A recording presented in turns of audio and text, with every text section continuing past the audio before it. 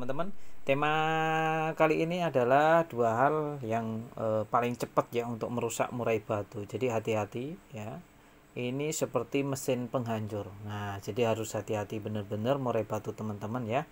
Karena murai batu yang sudah rusak itu untuk kembali ke titik default awal lagi itu susah, bahkan cenderung tidak bisa untuk kembali 100%. Seandainya bisa kembali itu paling hanya 70% saja teman-teman.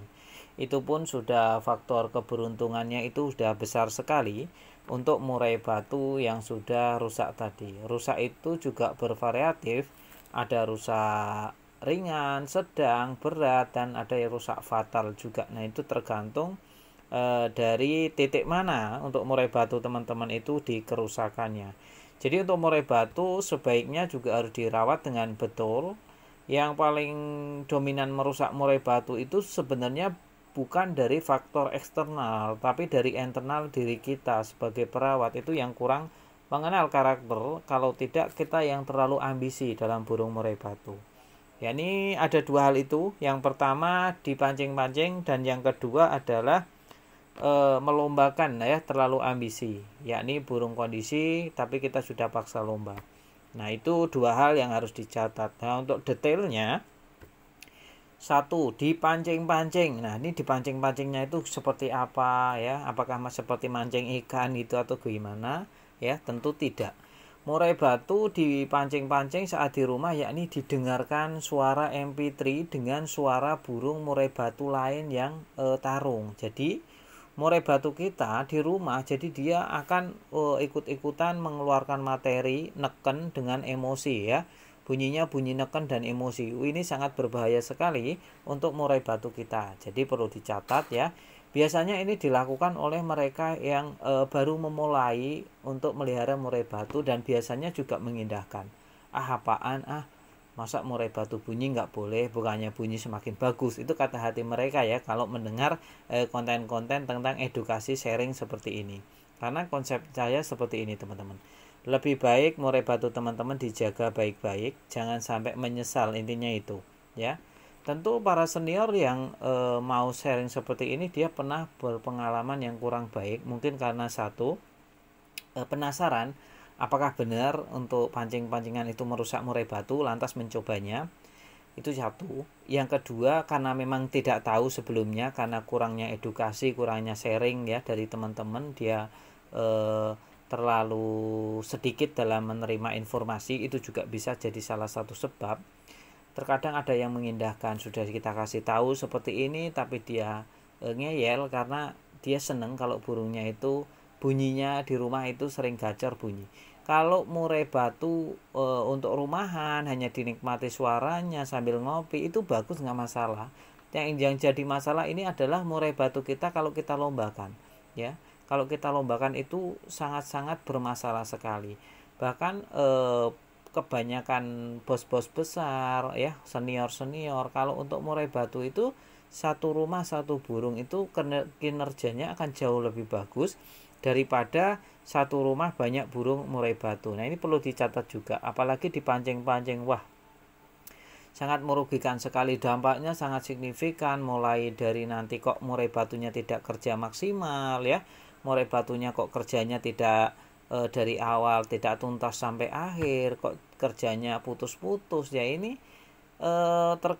terkadang ya teman-teman, tidak hanya di soal settingannya nggak ketemu nih, murai batu saya dari awal sampai akhir kok nggak tuntas ya, kok banyak jeda ya, tapi kita lupa di rumah kita pancing-pancing murai batunya. Ini kan bisa berdampak kurang bagus untuk burung murai batu kita. Itu tentang pancing-pancing. Nanti apa dampak negatifnya? Burungnya ngetem ya kan, burungnya plonga-plongo ya kan, tinggal pasang badan saja, ngadep kanan ngadep kiri ya. Ini kan termasuk kerugian ya. Kita sudah meluangkan waktu untuk rawatan harian, belum biayanya, belum extra foodingnya, tenaga ya, pikiran, wah itu apalagi waktu yang tidak akan pernah kembali ya. Terkadang kita malah mementingkan burung daripada anak. Nah itu yang salah kaprah. Itu yang pertama. Yang kedua, melombakan burung yang kondisi. Jadi burung ini belum 100% kondisi sudah kita paksa lomba. Nah ini bisa berdampak domino ya, sangat signifikan sekali, merembet kemana-mana. Jadi untuk teman-teman perlu dipahami, pastikan burungnya dalam keadaan on fire, pastikan burung murai batunya dalam keadaan top perform ya. Salah satu ciri untuk kita menandakan bahwa burung murai batu kita belum siap untuk dilombakan, belum siap dikonteskan, kotorannya itu bau menyengat. Nah, kotorannya sudah encer, berkapur, dan bau menyengat. Nah, ini jangan dilombakan terlebih dahulu, atau nanti akan berdampak buruk pada hal-hal lainnya. Nah, ini perlu dicatat dan dipahami oleh teman-teman semuanya bahwa murai batu yang belum siap, ya jangan terlalu ambisi lah kita untuk melombakannya, ya kan? Apalagi itu burung bagus dan burung satu-satunya.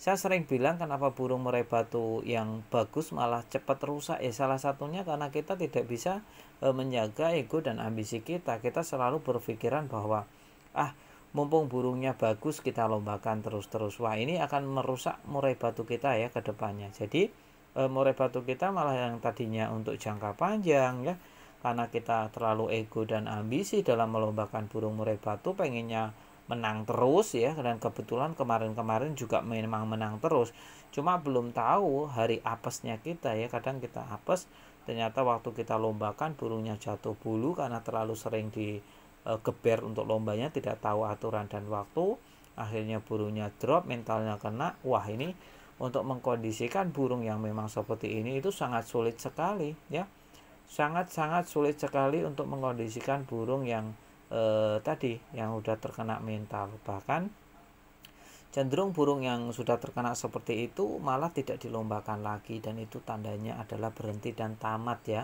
Sangat-sangat disayangkan sekali. Itu hanya gara-gara kadang kita penasaran, kadang kurangnya edukasi ya, kadang kita tidak percaya dengan sharingan atau pengalaman teman-teman ya. Itu yang karena ego dan ambisi tadi. Kalau ego kita kuat ya, kita akan menentang kebaikan yang menurut kita benar-benar ya, meskipun itu salah ya, kalau menurut kita benar-benar. Nah, itu biasanya orang yang egonya tinggi, tidak mau mendengarkan masukan dari orang lain, padahal masukan dari orang lain itu bagus dan membangun. Contohnya, kamu jangan dilombakan terus-menerus, muraimu jangan dilombakan setiap minggu. Hari ini kamu juara, sekarang juara, tapi tidak tahu ke depan saat sudah ganti bulu. Nah, ini sangat-sangat sekali berisiko ya. Kalau saya sharing seperti ini karena saya tahu harga murai batu yang bagus itu tidaklah murah. Seandainya mau mencetak sendiri dari loloh itu pun butuh proses paling enggak 1 tahun untuk memperoleh burung juara prestasi di latpres atau latberan di pinggiran. Jadi kalau prosesnya saja membutuhkan waktu lama, biaya, tenaga, pikiran, masa iya teman-teman cuma gara-gara penasaran dan tidak mendengarkan saran orang lain yang membangun, murai teman-teman jadi hancur. Itulah penghancur burung murai batu yang paling dominan ya. Ada 2 perlu dicatat. Sampai di sini dulu, kita masuk ke penutup ya teman-teman ya.